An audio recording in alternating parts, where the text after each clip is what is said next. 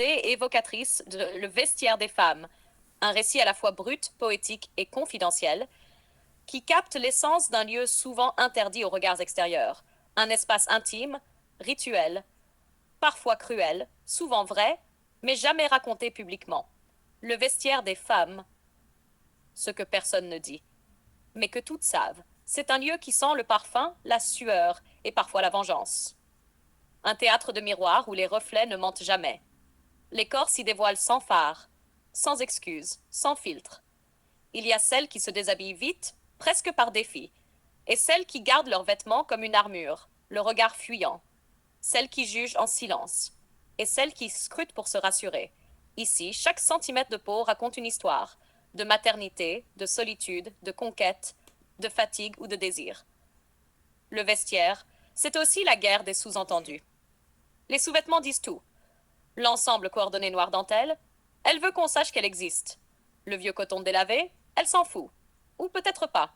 Les marques, les cicatrices, les vergetures, personne n'en parle. Mais tout le monde regarde. On parle fort de tout sauf de soi. Des collègues, des hommes, des enfants. On rigole, on critique, on exagère. Mais parfois, entre deux phrases, un silence coupe l'air. Une douleur qu'on ne dira pas, mais que l'autre sent. Le vestiaire des femmes, c'est un sanctuaire sans religion. On s'y confesse en gestes, en regards, on s'y juge, on s'y aide, on s'y jalouse, on s'y évite. On y laisse traîner des bribes de soie, une boucle d'oreille, une larme, un sourire. C'est là que tombent les masques, avant de remettre ceux qu'on porte pour le monde. Souhaites-tu, Tim, que personne ne dit à voix haute? Le vestiaire, c'est le dernier espace entre le monde et le soi, là où les corps se dévoilent, là où les masques tombent, et pourtant, même là, il reste des silences. Le but est de mettre en mots ces silences-là. Les désirs inavoués, les jalousies masquées, les comparaisons constantes, les blessures invisibles, les confessions déguisées en blagues. Créer un espace d'identification et de trouble. Ce texte parle à toutes celles et ceux qui ont déjà ressenti sans comprendre ou compris sans oser ressentir. Ce n'est pas un texte de voyeurisme, c'est un récit de vérité sensorielle, qui joue avec la frontière entre ce qu'on vit et ce qu'on avoue. 3. Interroger les règles tacites entre femmes. Le vestiaire est un territoire avec ses codes. Ce qu'on regarde et ce qu'on évite. Ce qu'on dit pour se faire aimer. Ce qu'on tait pour ne pas être jugé. Ce récit interroge ces non-dits collectifs. Pourquoi certaines femmes se jugent en silence? Pourquoi le désir féminin est-il encore si tabou, même entre femmes? Pourquoi certaines choses sont-elles toujours étranges, drôles ou rien du tout, quand elles sont en réalité bouleversantes? 4. Bousculer le lecteur-spectateur. Le but est aussi de mettre mal à l'aise avec douceur, d'amener chacun à se demander: ai-je déjà vécu ça? Pourquoi est-ce que ça me touche? Et si c'était moi dans ce miroir, dans cette scène, dans ce silence? 5. Créer un théâtre des émotions brutes. Le vestiaire des femmes n'est pas seulement un lieu, c'est un espace dramatique, un théâtre de l'ombre. Chaque scène est une microscopie du réel, stylisée comme une pièce de théâtre, un fragment de film ou une confession murmurée à l'oreille. En résumé, ce texte est écrit pour ce qui ne s'écrit pas. Il sert à montrer ce que les femmes ne disent pas, même entre elles.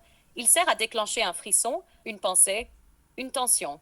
C'est un miroir posé dans un lieu interdit et pourtant universel. Souhaites-tu une version plus dérangeante mais toujours stylisée? On entre ici dans le territoire du tabou absolu, celui que même les confidences refusent d'approcher. Chapitre 8. L'ennemi intime. Quand la plus grande menace ne vient pas des hommes, mais des autres femmes. Tonkaf. Presque clinique. Dans le vestiaire, les corps se frôlent, mais les cœurs s'évitent. Ce n'est pas le regard des hommes qui oppresse, c'est celui d'une autre femme. Jugement, compétition, haine silencieuse entre pairs. Séquence 1.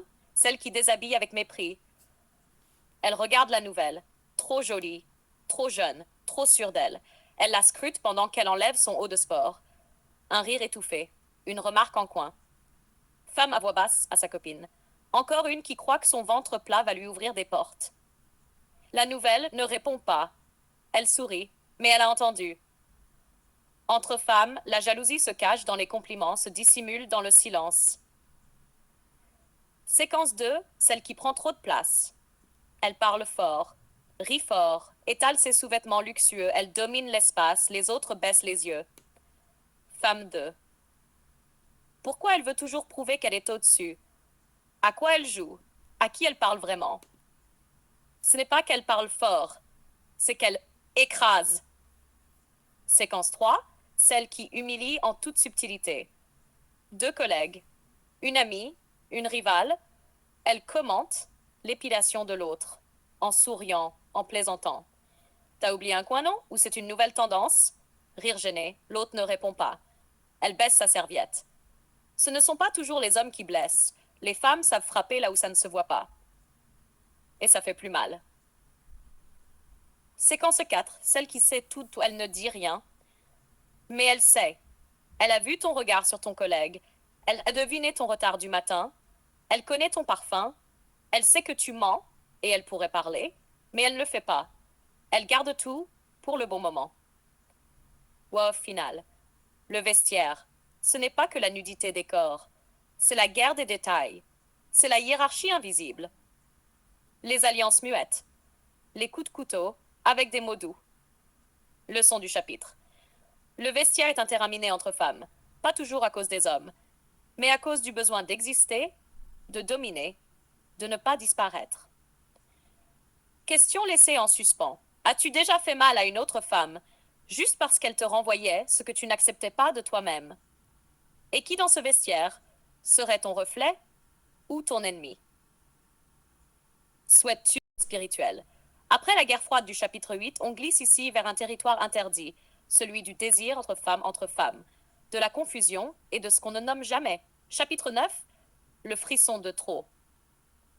Il y a des gestes entre femmes qui ne sont ni amicaux ni sexuels, juste dérangeants. Voix off, sourde, douce. Dans le vestiaire, il arrive qu'un geste parte trop loin, pas dans le corps, dans la tête. Il arrive qu'un frisson survienne et qu'aucune étiquette ne suffise à l'éteindre. Séquence 1, la serviette qui tombe. Elle se baisse pour ramasser un bijou tombé. Sa serviette glisse. L'autre la regarde. Trop longtemps. Pas pour juger, pas pour comparer. Juste regarder. Pourquoi je ne détourne pas les yeux? Pourquoi elle ne remet pas sa serviette? Est-ce qu'elle sait? Rien ne se dit, mais tout se joue. Dans le silence lourd, dans l'évitement trop tardif. Séquence 2, le massage inutile. L'une a mal au dos, l'autre propose un massage. Les mains sont professionnelles, au début, puis elles ralentissent, appuient, effleurent, caressent presque. Pas assez pour alerter, trop pour ignorer. Tu veux que je continue, ou c'est trop? Je sais pas. Je sais pas. Séquence 3, le compliment déplacé. Un jour d'affluence, des rires, des blagues, et puis cette phrase trop précise. Femme 3, t'as un dos magnifique, on dirait un tableau, ça me donne envie de peindre. Rire, malaise, quelqu'un change de sujet. Mais le compliment est resté, gravé, électrique. Il y a des attirances qui naissent dans les interstices, pas dans l'acte, dans le regard, pas dans la volonté, dans l'instinct. Et dans le vestiaire, parfois, une femme dérange une autre, juste par sa présence. Leçon du chapitre. Ce n'est pas de l'amour, ce n'est pas du sexe, ce n'est pas de la jalousie, c'est un terrain flou, un glissement, un vertige. Question laissée en suspens. As-tu déjà été troublé par une femme, sans le vouloir, sans le choisir? Et si c'était elle qui t'avait vu avant que tu la remarques? Souhaites-tu que quand tout ce que tu ne peux dire devient un cri muet? Voix féminine, tremblante. Je ne sais pas comment c'est arrivé. Juste une fois, un regard, un frôlement. Et soudain, tout a changé. Ce vestiaire n'est plus un lieu. C'est un piège. Une prison dorée où je me perds. Je la vois, elle me voit. Je veux fuir, mais je reste figée. Son sourire est un mystère. Son silence un jugement. Je ne sais pas ce qu'elle veut. Et moi non plus. J'aimerais parler. Dire que ce n'est pas ce que je ressens, que c'est juste une illusion. Mais les mots restent bloqués. Dans ma gorge, dans ma peau. Alors je me tais.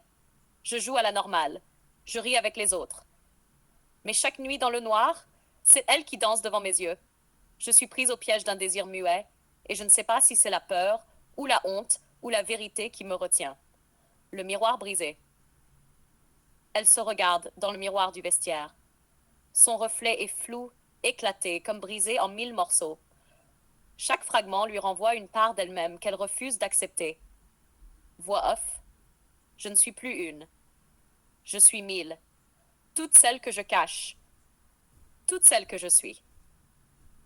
Leçon du chapitre. Le plus lourd secret est parfois celui qu'on porte contre soi-même. Accepter ses désirs, ses contradictions, c'est se libérer. Question finale. Et toi, quel secret portes-tu dans ton vestiaire intérieur? Quelle vérité refuses-tu de regarder en face?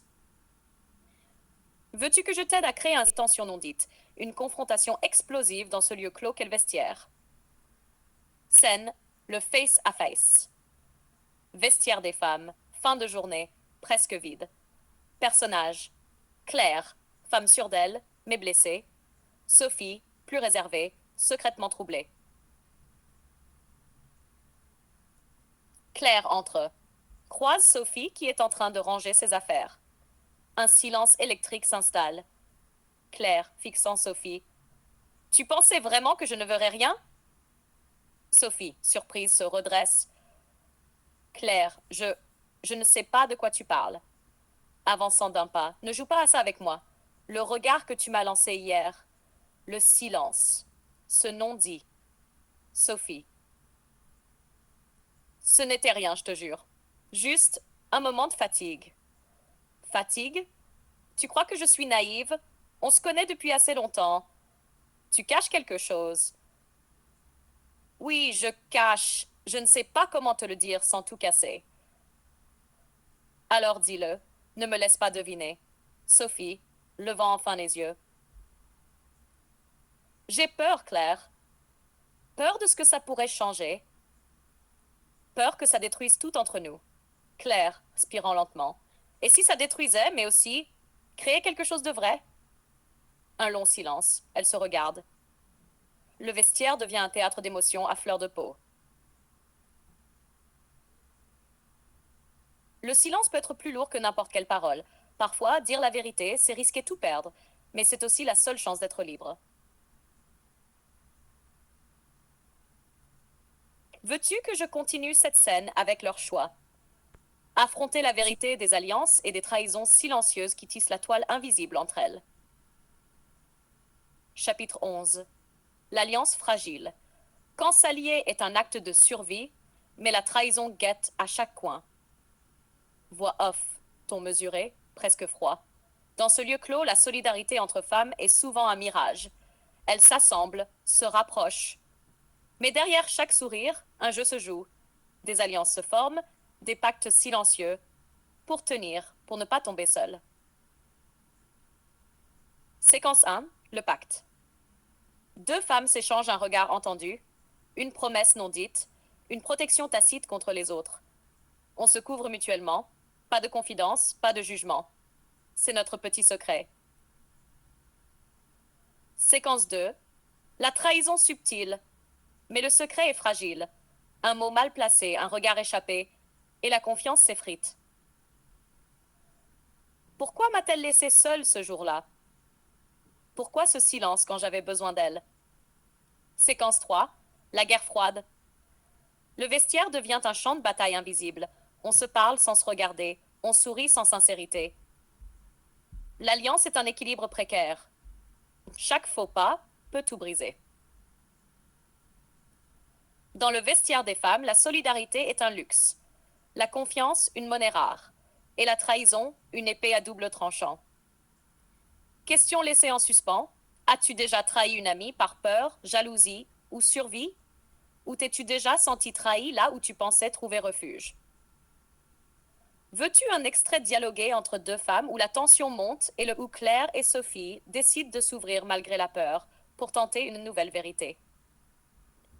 Suite de la scène, l'ouverture. Claire, doucement tendant la main. Alors, viens, dis-moi, je ne veux plus deviner. Sophie, hésitante, puis saisit la main.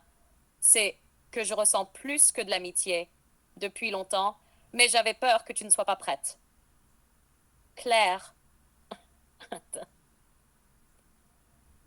je ne sais pas si je suis prête, mais je sais que je ne veux plus fuir ça. Moi non plus. J'ai rêvé de ce moment, de te le dire, mais je craignais que ça brise tout entre nous. Parfois, le plus dur, c'est de choisir la vérité, même si elle fait peur. Elle reste un instant silencieuse, et la tension se dénoue, remplacée par une fragile complicité. Alors, on essaie? On affronte ça, ensemble? Claire serrant doucement la main de Sophie, ensemble. Leçon finale. Oser dire ce que l'on ressent, c'est ouvrir la porte à la liberté et à la sincérité. Même si le chemin est incertain, c'est la seule voie vers une vérité qui peut guérir. Veux-tu que je développe un moment poétique ou symbolique